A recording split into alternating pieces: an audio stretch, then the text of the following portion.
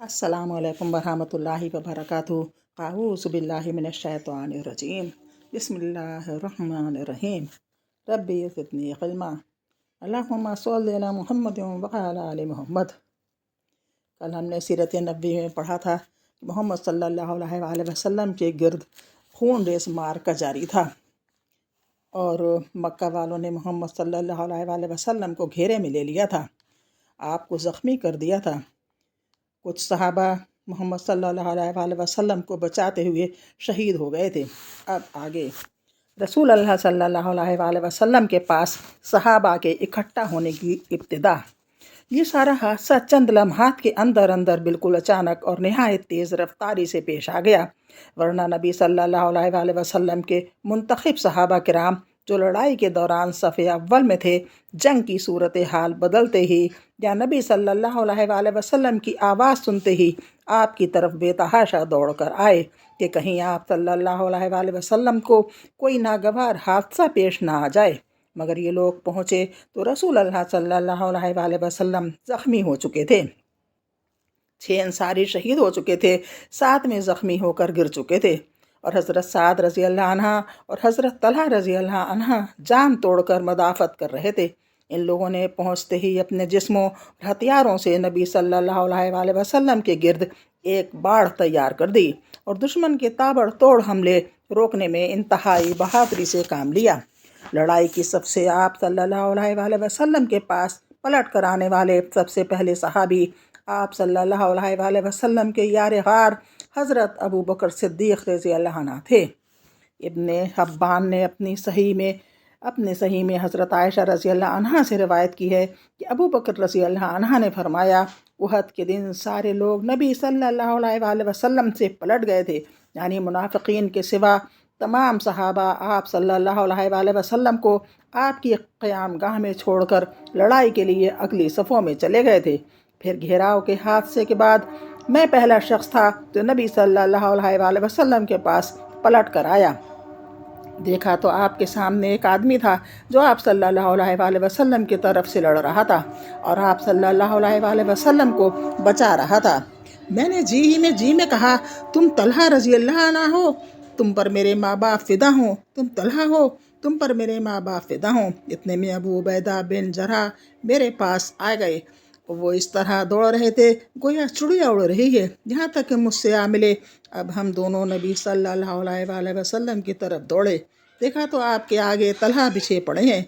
आप सल्लल्लाहु अलैहि वसल्लम ने फरमाया, अपने भाई को संभालो, इसने जन्नत वाजिब कर ली। हज़रत अबू बकर रज़ी अल्लाह अन्हा का बयान है कि हम पहुँचे तो नबी सल्लल्लाहु अलैहि वसल्लम का चेहरा मुबारक ज़ख्मी हो चुका था और ख़ुद की 2 कड़ियाँ आँख के नीचे रुखसार में धंस चुकी थीं। मैंने इन्हें निकालना चाहा तो अबू उबैदा ने कहा, खुदा का वास्ता देता हूँ, मुझे निकालने दीजिए।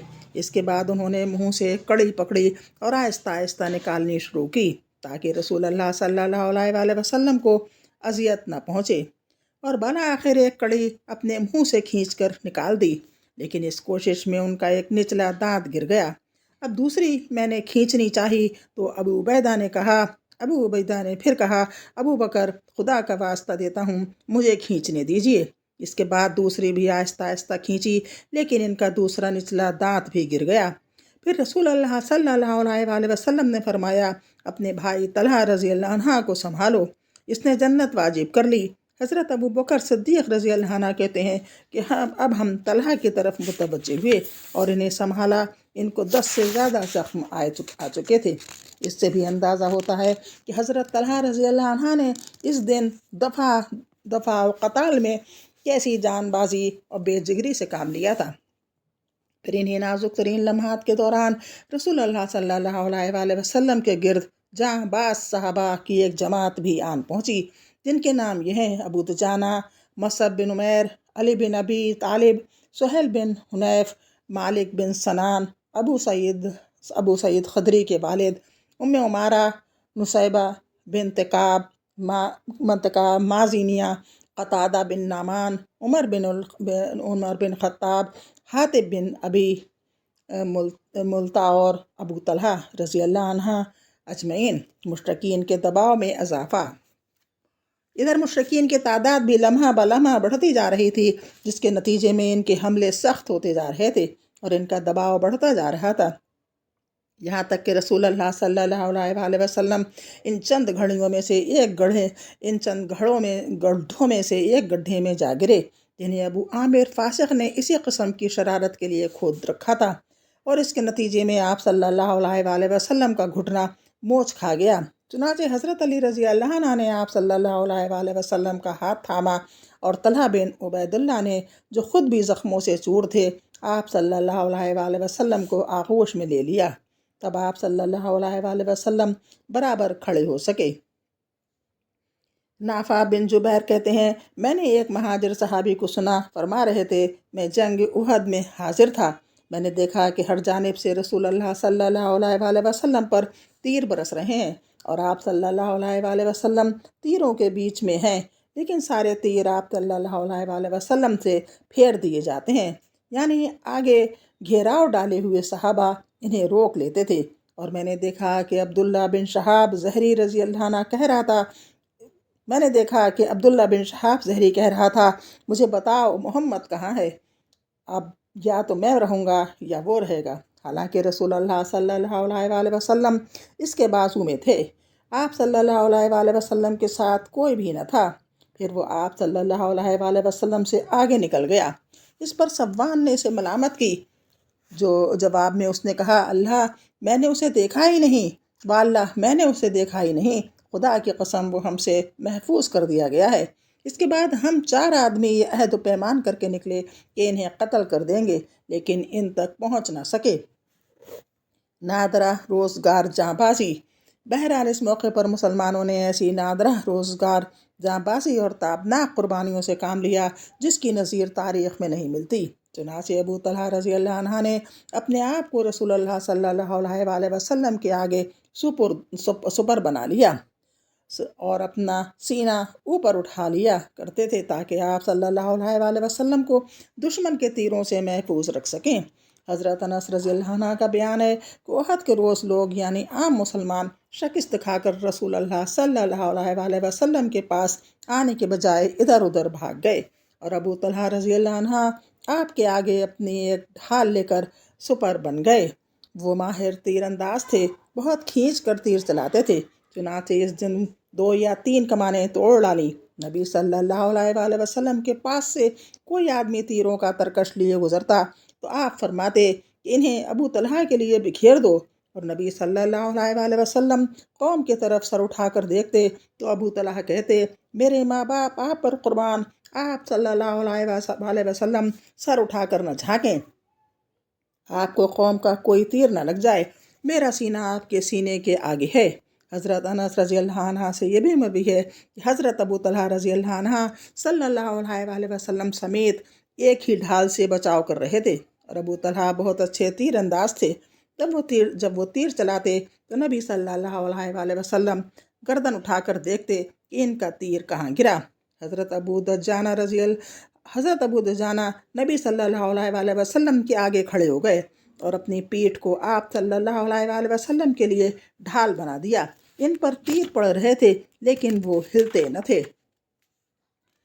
حضرت حاتب بن ابی بلتا نے عتبہ بن ابی وقاص کا پیچھا کیا، جس نے نبی صلی اللہ علیہ وآلہ وسلم کا دندان مبارک شہید کیا تھا، اور اسے اس زور کی تلوار ماری کہ اس کا سر چھٹک گیا، پھر اس کے گھوڑے اور تلوار پر قبضہ کر لیا۔ حضرت سعد رضی اللہ عنہ بن ابی وقاص بہت زیادہ خواہاں تھے کہ اپنے اس بھائی عتبہ کو قتل کریں، مگر وہ کامیاب نہ ہو سکے، بلکہ یہ سعادت حضرت حاتب رضی اللہ عنہ کی قسمت میں تھی۔ حضرت سہیل بن حنیف بھی بڑے جانباز تیر انداز تھے، انہوں نے رسول اللہ صلی اللہ علیہ وآلہ وسلم سے موت پر بیعت کی اور اس کے بعد مشرکین کو نہایت زور شور سے دفع کیا۔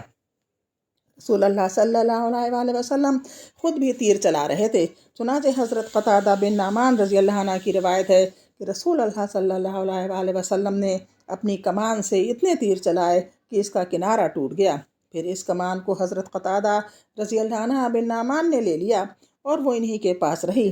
اس روز یہ واقعہ بھی ہوا کہ حضرت قتادہ کی آنکھ چوٹ کھا کر چہرے پر ڈھلک آئی۔ نبی صلی اللہ علیہ وسلم نے اسے اپنے ہاتھ سے پپوٹے کے اندر داخل کر دیا۔ اس کے بعد ان کی دونوں آنکھوں میں یہی زیادہ خوبصورت لگتی تھی اور اسی کی بینائی زیادہ تیز تھی۔ حضرت عبد الرحمن بن عوف رضی اللہ عنہ نے لڑتے لڑتے منہ میں چوٹ کھائی، جس سے ان کا سامنے کا دانت ٹوٹ گیا اور انہیں 20 سے زیادہ زخم آئے، جن میں سے بعض زخم پاؤں میں لگے اور وہ لنگڑے ہو گئے۔ ابو سعید خدری رضی اللہ عنہ کے والد مالک بن سنان رضی اللہ عنہ نے رسول اللہ صلی اللہ علیہ وسلم کے چہرے سے خون چوس کر صاف کیا۔ آپ صلی اللہ علیہ وسلم نے فرمایا، اسے تھوک دو۔ انہوں نے کہا، واللہ اسے تو میں ہرگز نہ تھوکوں گا۔ اس کے بعد پلٹ کر لڑنے لگے۔ رسول اللہ صلی اللہ علیہ وسلم نے فرمایا، جو شخص کسی جنتی آدمی کو دیکھنا چاہتا ہو وہ انہیں دیکھے۔ اس کے بعد وہ لڑتے لڑتے شہید ہو گئے۔ یہ ایک نادر کارنامہ خاتون صحابیہ حضرت ام عمارہ نصیبہ بنت کعب رضی اللہ عنہا نے انجام دیا۔ وہ چند مسلمانوں کے درمیان لڑتی ہوئی ابن قمہ کے سامنے اڑ گئیں۔ ابن قمہ نے ان کے کندھے پر ایسی تلوار ماری کہ گہرا زخم ہو گیا۔ انہوں نے بھی ابن قمہ کو اپنی تلوار کی کئی ضربیں لگائیں، لیکن کمبخت 2 زرہیں پہنے ہوئے تھا، اس لیے بچ گیا۔ حضرت ام عمارہ رضی اللہ عنہا نے لڑتے ہوئے بڑھتے 12 زخم کھائے۔ حضرت مصعب بن عمیر رضی اللہ عنہ نے بھی انتہائی پامردی و جاں بازی سے جنگ کی۔ وہ رسول اللہ صلی اللہ علیہ وسلم سے ابن قمہ اور اس کے ساتھیوں کے پے در پہ حملوں کا دفاع کر رہے تھے۔ انہی کے ہاتھ میں اسلامی لشکر کا پھریرا تھا۔ ظالموں نے ان کے دائیں ہاتھ پر اس زور کی تلوار ماری کہ ہاتھ کٹ گیا۔ اس کے بعد انہوں نے بائیں ہاتھ میں جھنڈا پکڑ لیا اور کفار کے مقابل ڈٹے رہے۔ بالآخر ان کا بایاں ہاتھ بھی کاٹ دیا گیا۔ اس کے بعد انہوں نے جھنڈے پر گھٹنے ٹیک کر اسے سینے اور گردن کے سہارے لہرائے رکھا اور اسی حالت میں جام شہادت نوش فرمایا۔ ان کا قاتل ابن قمہ تھا۔ وہ سمجھ رہا تھا کہ یہ محمد ہیں، کیونکہ حضرت مصعب رضی اللہ عنہ بن عمیر آپ صلی اللہ علیہ وسلم کے ہم شکل تھے۔ چنانچہ وہ حضرت مصعب رضی اللہ عنہ کو شہید کر کے مشرکین کی طرف واپس چلا گیا اور چلا چلا کر اعلان کیا کہ محمد قتل کر دیے گئے۔ اب بس اتنا ہی، انشاءاللہ کل پھر ملاقات ہوگی۔ السلام علیکم ورحمۃ اللہ۔